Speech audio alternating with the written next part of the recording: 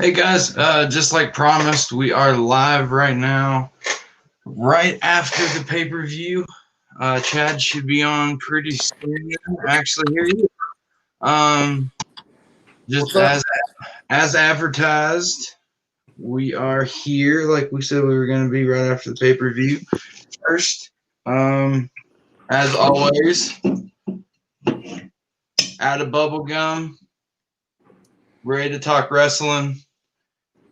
In honor of Stone Cold, even if it's a 5-minute show.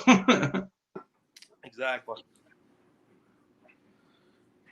I'm old, so I gotta take some nighttime medicine. Anyway, so as you know, I blew your phone up the whole night. Number one, because I like to talk during pay-per-views about people with people that watch pay-per-views. But also because I forgot my writing pad to take notes, like about my feelings. So, let me pull these up real quick. Just for y'all at home, I switched over to the Taker shirt. Oh, look at me. I switched to... I enjoyed the pay-per-view. There was a couple... Why did they move Cesaro and Shinsuke to the pre-show? That's what I was trying to figure out. Probably the same reason why... Okay, so for those of y'all... For those of y'all that didn't watch the pay-per-view or will watch it, spoiler alert, we're going to talk about the endings. So if you don't want to be spoiled, log off now and watch this later. Watch it later, but... Yeah, because we're going to talk about how things ended and things like that. But two things that were weird. I think they overbooked on time and they were trying to trim time down, because they moved Shinsuke and Cesaro's tag champ match to the pre-show, but they kept what's their faces? Bailey's. So yeah, I don't understand why they wouldn't have moved Bailey. Well, no, they kept the Street Profits on the main cards. Yeah. And they moved Shinsuke off to the pre-show, Shinsuke and Cesaro, but yet they also had Bailey, who was supposed to fight Nikki Cross. Apparently, Nikki didn't get medically cleared. Bailey didn't know anything about that. Or she's got COVID. That's exactly what I was saying. So, like, something must have actually really happened, and like they had to figure out an impromptu thing. So that. But they would have known that ahead of time unless they literally just checked them right before they go. I think they're testing everybody like a couple of days before the events just to make sure. Or, yeah, but like, or they're doing it right before the event because they could have done a rapid test. And I mean, but still, though, you should know right before you should know way before the show. You should know before the show starts. That way, you can move that type of thing to a pre. And if they did, what they should have done is had Sasha had video recording of Sasha jumping Bailey pre-show, making Bailey not able to have a match because she got jumped, instead of having Bailey come out there and say, well, Nikki is not medically clear, so blah, blah, blah, and then Asuka comes out and you think like they're doing an angle for a double title run when really Sasha just comes out there to DQ, and just it was basically just a waste of time. Just when they could have moved that somewhere else and brought Shinsuke and Cesaro. Well, you knew it was going to end. You knew it was going to end in a DQ. I mean, that's why Bailey hit her with the chair. There's no way that they were going to end up having Asuka have both belts and then. Well, no matter get into it. No matter who faced Bailey, we knew it was going to end in a DQ with Sasha somehow. But anyway, I feel like they could have still done that same thing, but gave Shinsuke and Cesaro the spotlight they deserved on the main card instead of putting them on the pre-show. They could have done that. They could have done a jump on the pre-show and then excused why the match couldn't happen instead of just say, "Oh, by the way, here's the deal. Half the match people came out, but we're not having a match." Like, that's just completely unprofessional. Anyway, let's get down to it. We have one faithful viewer right now, whoever it is. Thank you for coming on with us joining us late night. Drop us a hello in the comments so we can put you in here. But yeah, anyway, so the kerfuffles of the night. Two of them. One we just talked about, the Garza finish. Yeah. So the first kerfuffle we handled was the possible. We're 100% speculation. Don't take this to the bank, but possible COVID Nikki Cross situation, or something happened ahead of time they could have planned better for, instead of just stopping a match that we thought was going to happen. Second kerfuffle, I'll let Chad take away what happened. The Andrade Angel Garza versus Street Profits 1 2.5 finish. Because he clearly kicked out of that, but Garza, we found out after the match, looked like he was getting treated by medical staff. So, I think Street Profits were going to retain anyway. But that was a 2.5 count instead of a 3. Yeah, and you saw dude's face like after the count. He was like even surprised, like, what happened? What's going on? He was playing it out just like he was supposed to kick out, and then he's like, wait a second, my music's playing. Yeah, like you totally saw the shoot in his face. He was like, "Oh shit, this is what the fuck happened?" Yeah. Sorry about the curse words. This is the wrestling. This is the wrestling side of of us. So, but eventually, I'll stop apologizing. That was number 2 kerfuffle for the night.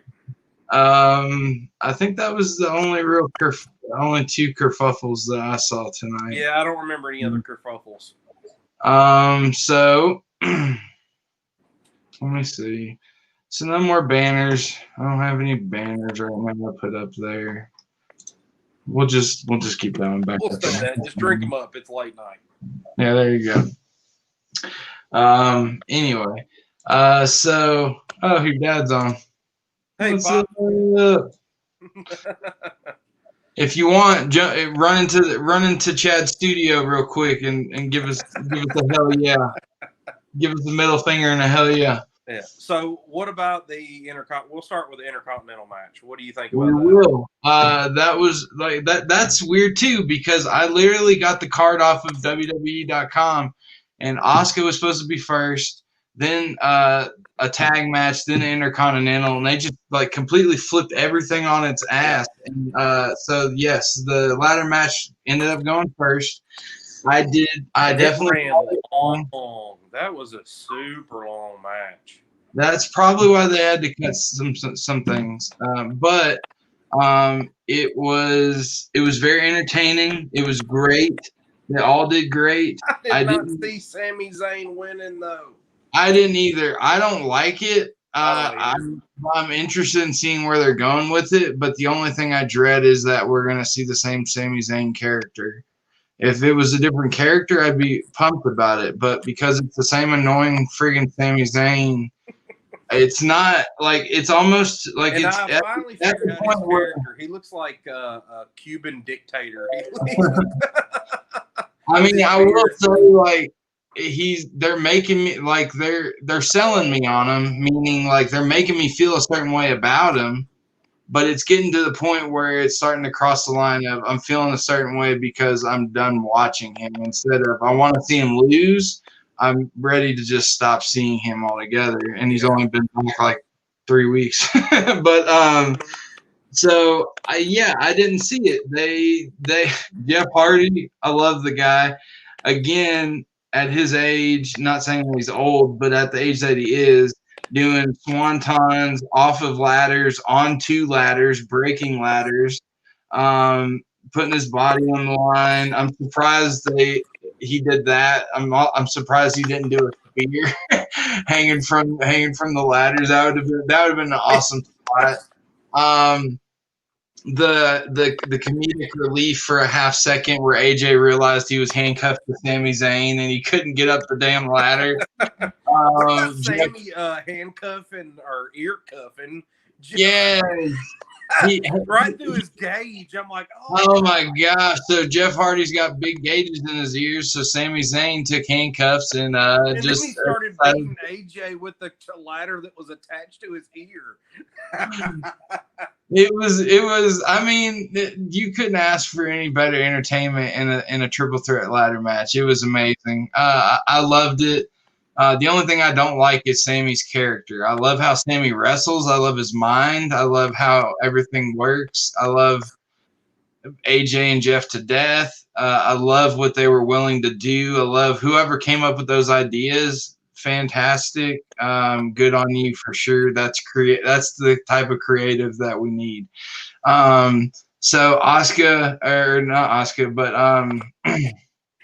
next match in line was, help me out. I think you were right, wasn't it? Asuka and no, that was.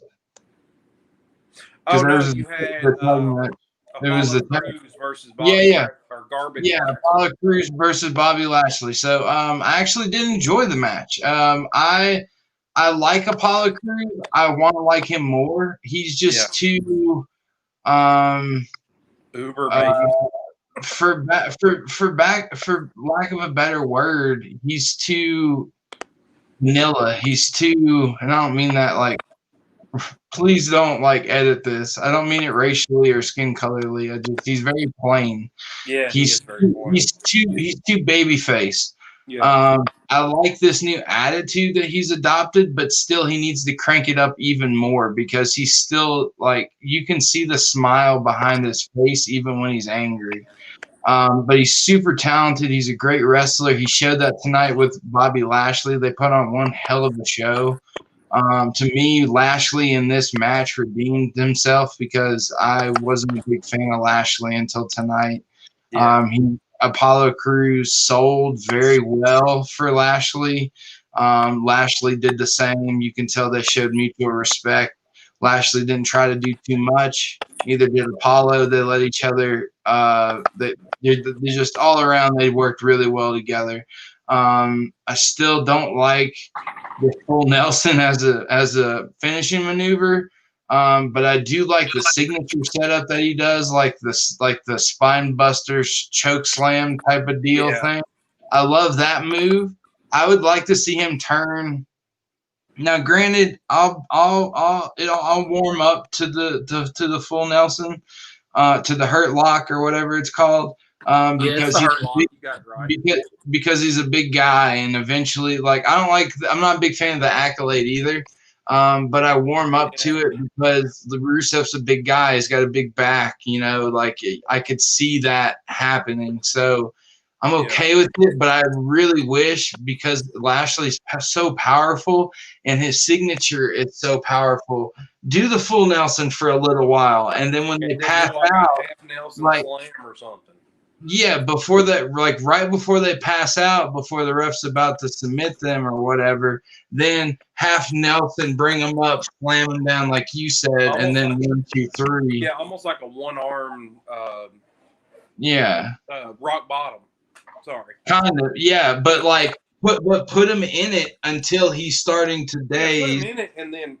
And then when he's at the like weakest moment, that way you can make these dudes look like rag dolls at the top and make Lashley look even more powerful. But anyways, the match was great. I really liked it. MVP was the MVP of the night, to be honest. Yeah. As far as what he was doing psychology wise around the ring, what he was saying, how he was acting.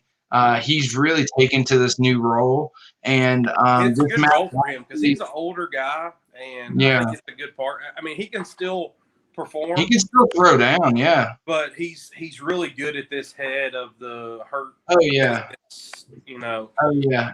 I think it's really made for him because he's a great talker, always has been, and he can still work. He just can't work at championship mid card or upper Yeah. card level. So I mean, he's like a good mouthpiece that can still throw down. Like I'd like to see a triple tag or like a triple tag or something like that. I'd even like to see him and Shelton in the tag team division. Yeah, something You know? or something at Mania, maybe like a one-off or a two-off, like do a Survivor Series, Royal Rumble, WrestleMania. The truth, they could do this at Survivor Series. You know how they do the traditional Survivor Series matches. True. They could do the Hurt Business versus Retribution. That would be that's a good idea, actually. That's really cool. I like that. I like that a whole lot. And even that would be a good way to bring back the traditional Survivor Series match. And usually, as you know, with people that are hurt or that are old or rusty, how they protect those people is put them in tag matches. So that would what MVP would fall in that category, even though he can still throw down singles wise. It wouldn't hurt throwing him in a tag match or something or a match like that, so he doesn't have to do 20-25 minutes straight on his body. Yeah, he could do a 5 here and a 5 there and then match it. Yeah, do a couple spots, do his little flip, little thingy, and be done with it. Yeah, right. Anyway, so then we talked about the Asuka match, or no, we didn't actually. Next comes the Asuka. We can talk about it real quick. yeah, we might as well we basically talked about it. So Asuka, as we thought, won. But what I was surprised was Zelena Vega. Is it Selena or Zelena? Zelena. Zelena, yeah, that's how it's spelled. I just didn't know if she said it with an S or not. Yeah, anyway, I wasn't familiar. I like Andrade because I love his key lock DDT move. It's fantastic. I just never pay attention to managers a whole lot. I'm not really into me personally. I'm not. When I was a teenager, obviously in the Attitude Era, I love puppies and Stone Cold, and I love the female managers because I was a horny teenage kid. But nowadays, I've grown into if you're a manager just to show off how you look and to be loud and obnoxious and shit, I don't pay attention to you. I love Paul Heyman's. I love Jake the Snakes. I love Lana when she was super heel for Rusev. She was a really good manager. People like that. Anyway, on to Asuka. Going back to Zeb Coulter for I just didn't want to say all guys. I just didn't want to say all guys and sound racist. There's been plenty of women in the past. Vicky Guerrero was one of them. Vicky Guerrero, Miss Elizabeth, the girl that was with Shawn Michaels for a little while. Back in the 80s. Sensational Sherry. Yes, she was fantastic. All those people, they didn't rely on looking good and being loud and obnoxious in a not character way. Vicky Guerrero's loud and that's because of her. But what? Throw it back to Luna Vachon. Yeah, for sure. With her blue vein down her face and stuff. Yeah. Dude, she was scary as fuck. And China was another great manager. Anyway, we're getting off subject, but we usually do. Yeah, but that's fine. That's what live. It's our channel. F it. Whatever. Exactly. But I could talk wrestling all night. But anyways, so Zelena Vega actually had a really good match. I mean, she wrestled a lot better than I thought she would, just not for a women thing, because I know the women in WWE, most of them can wrestle really well because Triple H has cultivated this women's division. You know who she trained by, right? She was trained by Austin Aries. That's her ex-boyfriend. Oh, I didn't know that, but I do know that. So she's got skills. Yeah, but I mean, when you come into WWE, you still got to go to the Performance Center and get trained up. I understand, but that's how when you get your start with Austin Aries, that's already a really good base to start with. Yeah, for sure. So she showed out. She surprised me. I didn't know what to expect because I've never seen her wrestle. But yeah, I mean, I was impressed. She was very crisp, very fluid. She had good offense as far as moveset is considered. Yeah. Asuka, again, somehow made it through the match without her boobs popping out. They got them things pushed up to the moon, ain't they? Dude, it's I don't know how they do it, but that is serious. Like, that dude needs to play the lottery because he is not. If y'all hear a little bitty giggle in the background, my daughter's down here. That's fine. It's late at She night. just laughed about somebody's boobs popping out. So yeah. Oh, sorry. We're running a PG show here. Sorry. No, Sorry, little one. But yeah, so Asuka obviously did retain, like we said she was gonna, because it's a placeholder, I think, until Charlotte gets back, because Bayley's got Sasha to feud with. Yeah. So, but it was a very good placeholder. Vega definitely established herself as a wrestler, and that one will continue. Hence why Zelena attacked her at the end. So that's going to somehow. Yeah, and it's and as we were talking about before, that specific division over there is hurting. The Raw division is hurting for women wrestlers. Absolutely, yeah. I actually was looking on the WWE shop because it's right now for tonight until midnight. It's buy a T-shirt, get a second one $1. So I was looking to buy some shirts, even though I just bought $400 worth of shirts. But that's a different. But I bought a couple not too long ago. That's a different story for a different day. Next time you want to spend $400 on WWE shop, John. Hey, bro.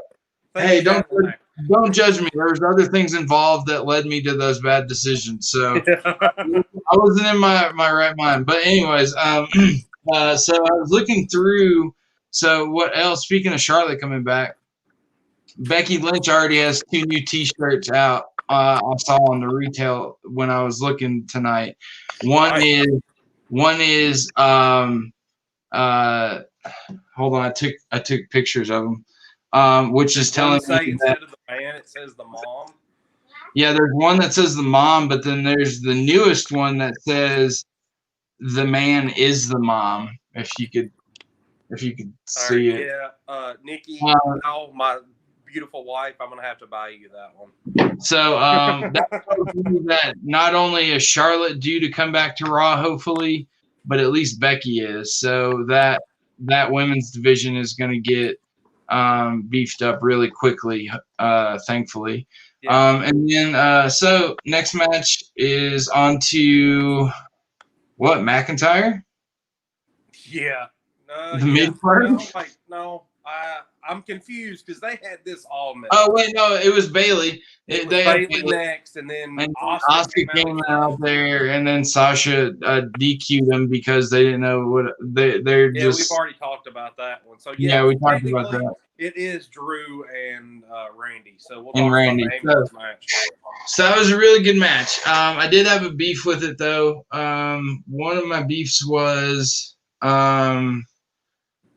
we number one, and I hope it's not because of like injury. Maybe it was just a or illness. Maybe it was just like a scheduling conflict or something. I was disappointed that we didn't see Edge come back and do something because we saw everyone else. And they were doing the angle where, and I can't remember, did Edge get punted in the head? Yeah. Okay.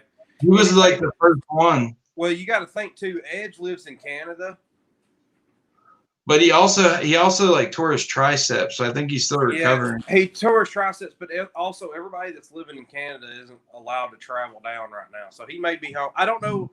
Actually, he's living in North Carolina, so I don't know. Maybe it is his triceps and all that stuff. He's got a ranch in North Carolina. Yeah. But anyway, I was not expecting Big Show at all. I wasn't expecting any of those people.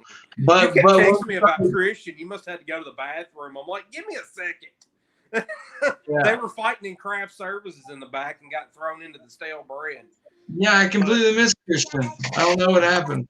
But then, like, as soon as we saw more and more people, we called Ric Flair, and I didn't think I was going to see him. And then at the very end, he showed. He said, "I'll make sure I do the speed limit." Woo! I love Rick. The other gripe that I had with it was kind of like what I said the first episode that we did. They don't protect finishers. And what happened was, for those of y'all that didn't see it or did see it, Drew Claymore kicked the ambulance door off the hinges, which number one was fantastic. The first angle they showed, fantastic, showed perfect power. Then they fucked up and showed it from a different angle, and it looked completely weak. But that's not the door. Just looks like it kind of blow on it. Yeah, that's not my rant.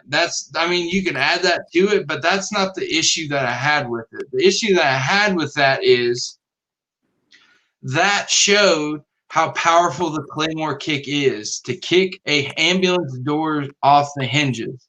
Randy Orton on Monday took 3 of those to the face and had no problem wrestling without any restrictions or masks, and got hit LeBron James nose protection mask on. Nothing.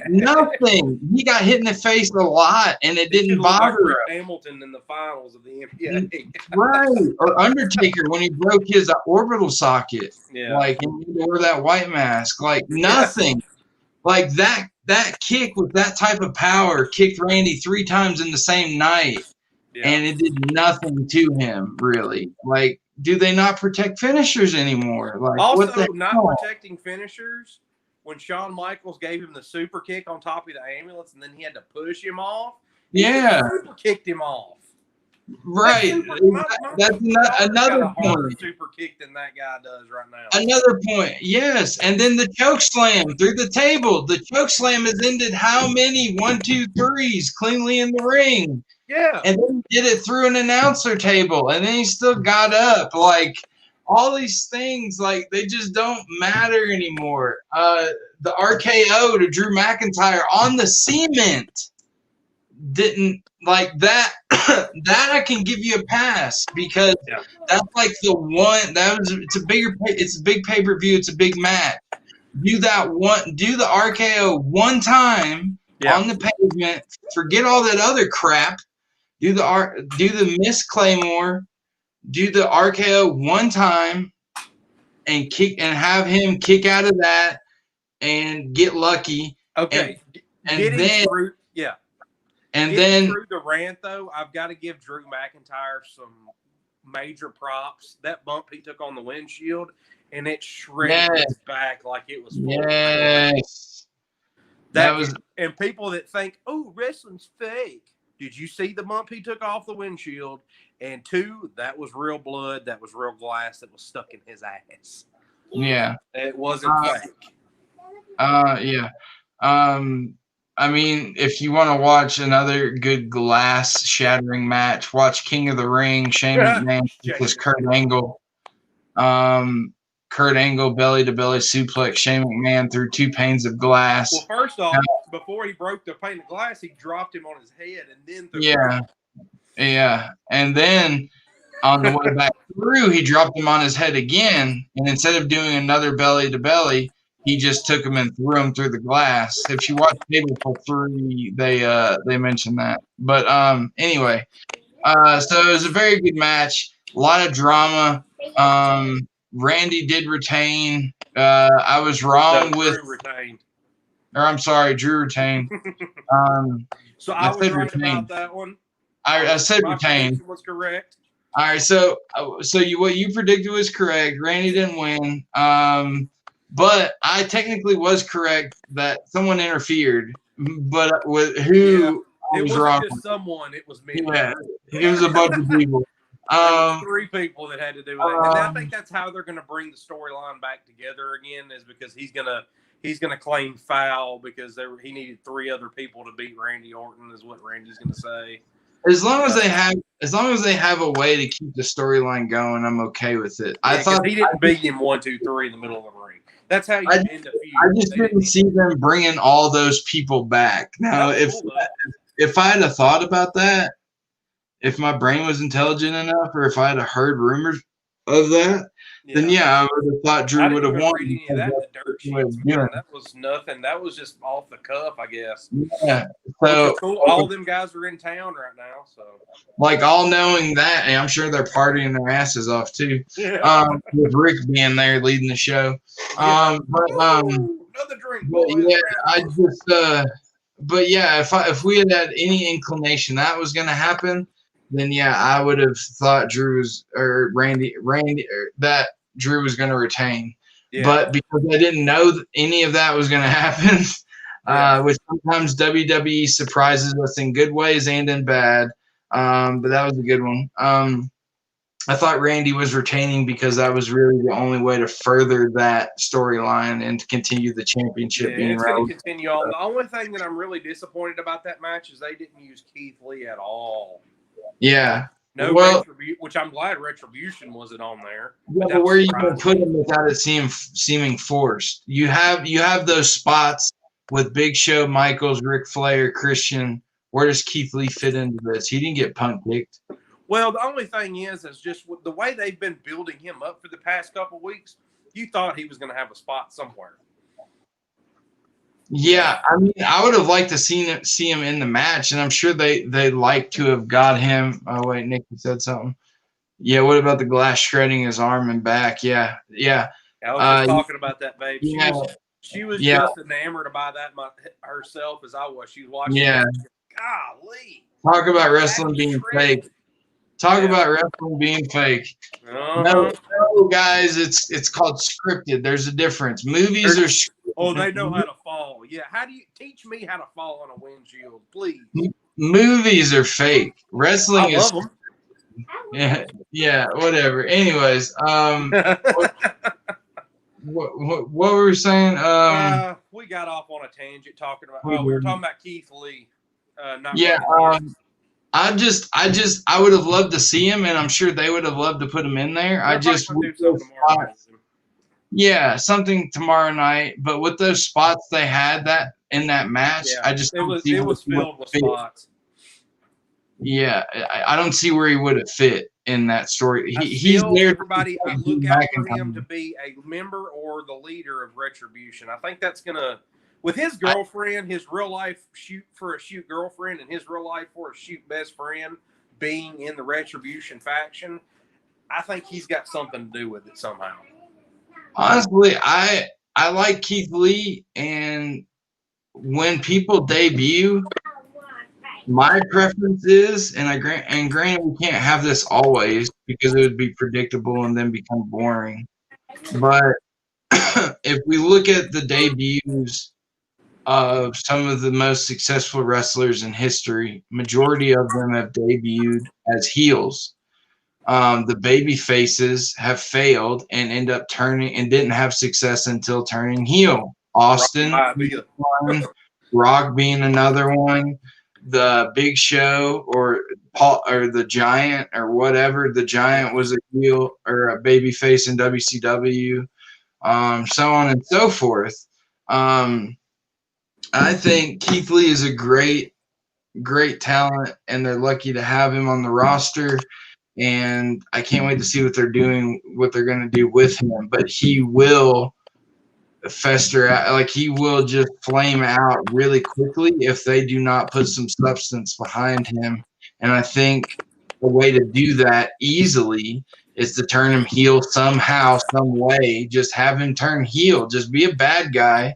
It doesn't matter. But the thing that makes the most sense, like you said, just like they did with New Day, they took friends and they were like, hey, you guys got good rapport because you're actual friends. Why don't you join a group together? And then 5 years later, that's still the most relevant thing in wrestling. Yep. They should do that with Retribution. Retribution is awful right now.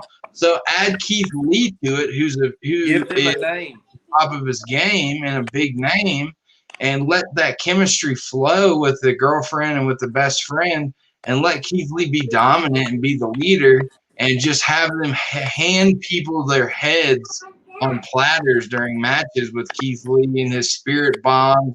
Call it something else, but have the same move, just have a little different anger to them and intensity. And dude, you got a faction right there. You mean that's a faction that's needed heavily. And then we move on to the Uso match, the Usos, Jey Uso versus Roman Reigns. What I thought from it, what are you making that face for? It was a great match. I just think it was drug on way too long. Really? Yeah. At what part? Just the way that he kept talking to the ref. And he kept don't acknowledge the ref. Well, they had to burn 30 minutes. You don't have to keep. They had to burn 30 minutes, though. Keep in mind. Yeah, that's true. We already know. Hey, you're heel and you're playing the bad guy. You don't have to keep reiterating to the referee that you're the bad guy. You know what I'm saying? Yeah. But other than that, I thought it was great. I think the way that he was talking to Jay was good. I thought them bringing out Jimmy at the end was good.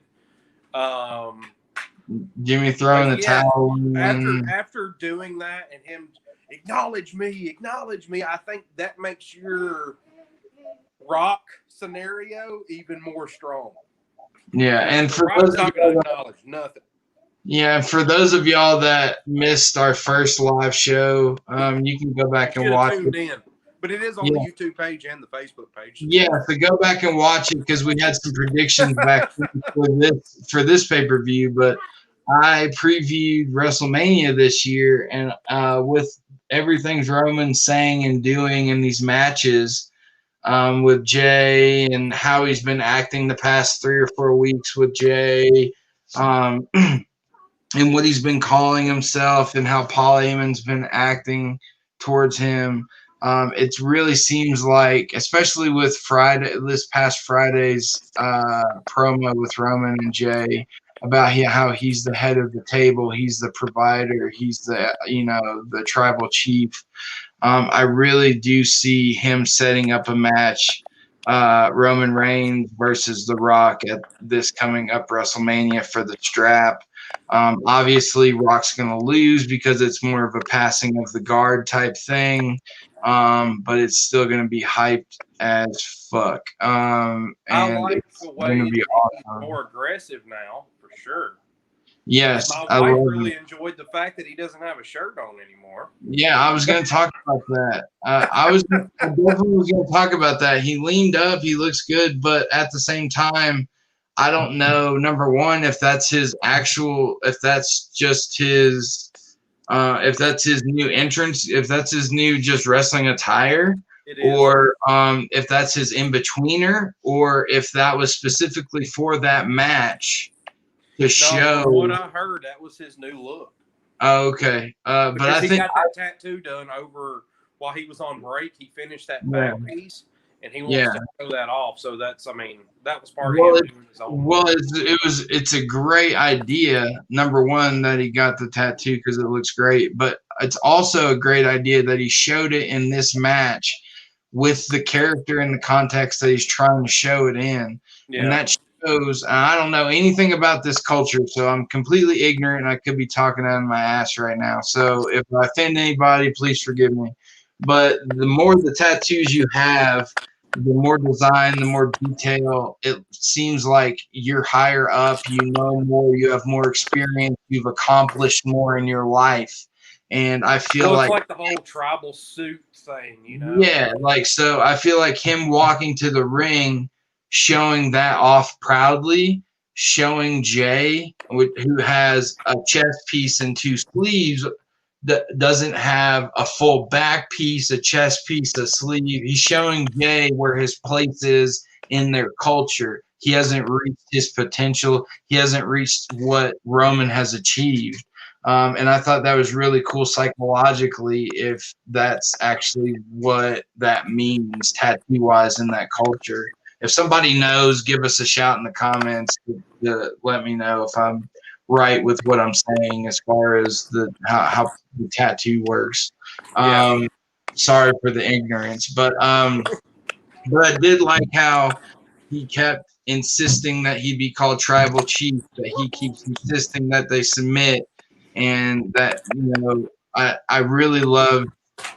just really loved how Roman was. I loved it so much, and I didn't realize it until Paul Heyman spoke about 5 minutes before the match was over, and I'd realized Paul hadn't said a damn thing the whole match, and that's probably the first time in a long time that's ever happened, because Roman did so good with his in-ring psychology and personality and looking at the camera and talking to Uso in the camera, that he did so good. He's showing that he doesn't need Paul. Paul's just that extra boost when he's there. But Roman can actually carry a character now, like a legit heel character. So I thought that showed a lot, because I was like, wait a second, I haven't heard Paul this whole damn time. I haven't even noticed him. I mean, you've seen him, but like you said, you didn't really notice him because they didn't need him. The whole match was Roman barking at Jay about how he's not worthy and how he's the man, and he is using that psychology. He's done that. He's doing that very well. But I like the angle that they're going with, especially Jay showing up at the end and throwing the towel, or Jimmy showing up at the end and throwing the towel in for Jay. I hate that he threw they threw the towel in, though. Yeah, but that still makes Jay look like he didn't give up. I agree. But I think the way I would have liked to see it end, I know Jay's got an injury and all that, but how I would have liked to see it end is Jay get in the ring, plead with Roman to stop. I'm sorry, Jimmy. Sorry, guys, we can't tell you apart. Jimmy gets in the ring and pleads with Roman to stop before throwing in the towel. And then Roman tries to get him to admit that he's the chief and blah, blah, blah. And he says, just tries to calm him down. And then he ends up whipping both of their asses in the ring, picking them both up and hitting them with a double spear, like one on each shoulder. And then either covering Jay or taking the white flag and throwing it on Jay's face or something like that, or something. I thought that would have been a better statement as far as pushing his heel further and pushing his seat at the table of their family further. But I was sad, but that would have made me the happiest, but I am satisfied with how it ended for sure. Anyway, sorry, I keep stealing from you. I'm so excited about this storyline. It's a strong pay-per-view. It's stronger than I thought it was. Yeah, I thought it was just going to be kind of a run-of-the-mill, maybe one or two good match pay-per-view, but all in all, strong pay-per-view. There was 3 good matches. Yes. Thankfully, they were spaced out. Ladder match and both of the world title matches. Exactly. They were all great. The women's didn't really have a leg to stand on to begin with, because with Nikki being out of the match and Zelena Vega kind of making her debut, sort of. And then the whole tag team thing, we've been talking about that for weeks, how that's complete and utter garbage anyway. Those 3 matches were great. They carried the whole pay-per-view. I would have much rather, even now that I think about it, that you mentioned the tag teams again, just scrap who the champions were fighting on both sides, and make it a champion versus champion, and not mean anything. Like, not the other team gets, or hell, even start an impromptu storyline. Winner gets the other's tag champ, and then now you have a reason for them to invade each other's show every week. You're doing it anyway. Might as well give them a reason. Anyway, enough of the tag division. We're gonna argue about it. We're gonna bitch about it every week. So yeah, we'll see. We'll see some new storylines starting to become tomorrow night on Raw. So that'll start boiling over. They're gonna start getting set up for Hell in the Cell now. So yeah, they already advertised for it. Yeah. So we'll start seeing storylines. I think the Fiend is next for Roman. And just the way that Alexa looked at Roman, And I think the Fiend's next. So other than that, that's really the only prediction I have. But I don't like that, man. Like I need the Fiend to stay away from people like Roman in championships for a little while. I don't think they're going to keep pushing. I don't see a storyline fitting the Fiend versus Roman other than because Roman's a heel now. Fiend's a heel. I don't see a storyline where the Fiend's trying to scare. I think they're going to make the Fiend the anti-hero instead of the. I don't know. How do you do that? He just converted Alexa Bliss, who's been Sister Abigail and all the female heels, or the female faces on their roster. I don't. Braun Strowman, I could see Braun Strowman thing, but I mean.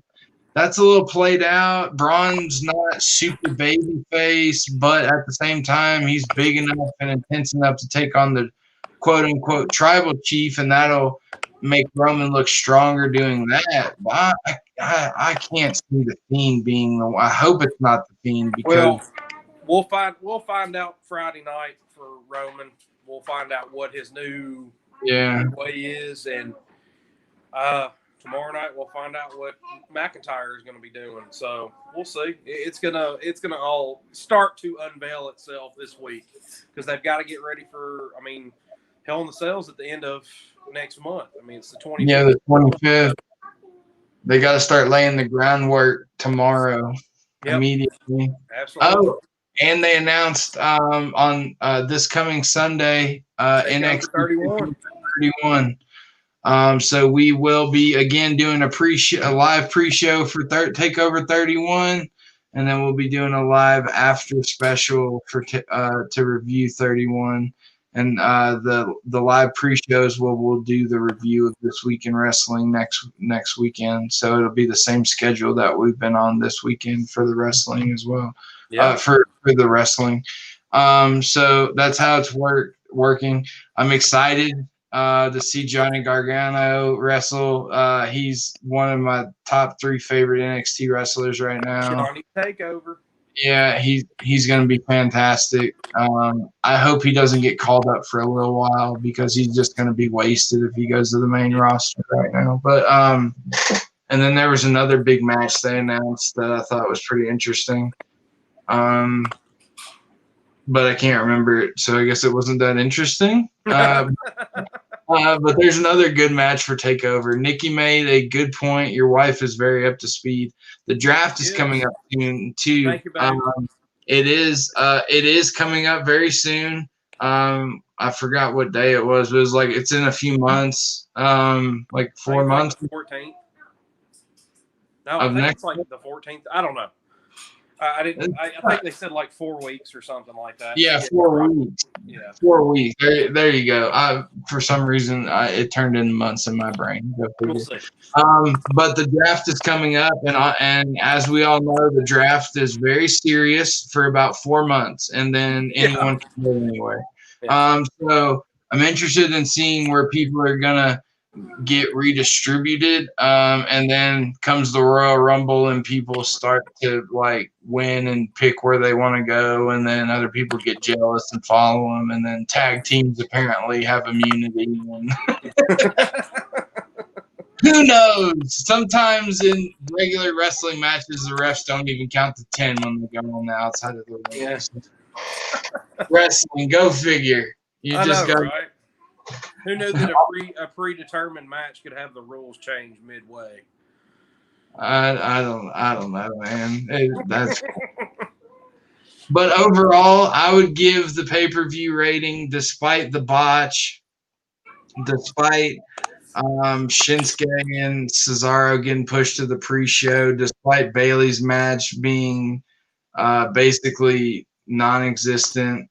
The 3 matches that saved it in those 3 hours, the ladder match for the Intercontinental Championship, and then the Universal and the WWE Championship, saved that 3-hour pay-per-view and told enough of a story and gave us enough action and drama. I rate it a B minus, to be honest. And I'll go C plus just because I didn't want Sami Zayn to be the Intercontinental Champion. That's true. I was gonna say C plus, but I really did enjoy just the overall action of the Intercontinental. I'll give the Drew McIntyre and Randy Orton match an A minus, but the whole pay per view of an all is a C plus because I can't stand Sami Zayn. Yeah, I'll say B minus. It was almost C plus because of Sami Zayn, but then I took a millisecond to step back and was like, well, it's about the whole match, and the whole match to me deserved, more than that. More to be defined by more than what just Sami Zayn brought to it. So, so that's why I give it a B minus. So we're about in the same wheel. Well, it wasn't super great, but it wasn't terrible. It was actually surprising. Yeah, surprisingly good. I thought it was just going to be like 2 good matches, but it turned out to be 3. Probably 4 if we watched the pre-show. If we'd have known Nakamura was getting changed and Cesaro were getting changed, we would have started our pre-show a little bit sooner. Hopefully you guys were watching our pre-show too. So, so we're going to have to go back and watch that and see how that was. But I'm sure that was also a really good match. So too bad they wasted it. But anyways, that's all I got for tonight. Tomorrow we are gonna be live again before the Monday Night Football game to preview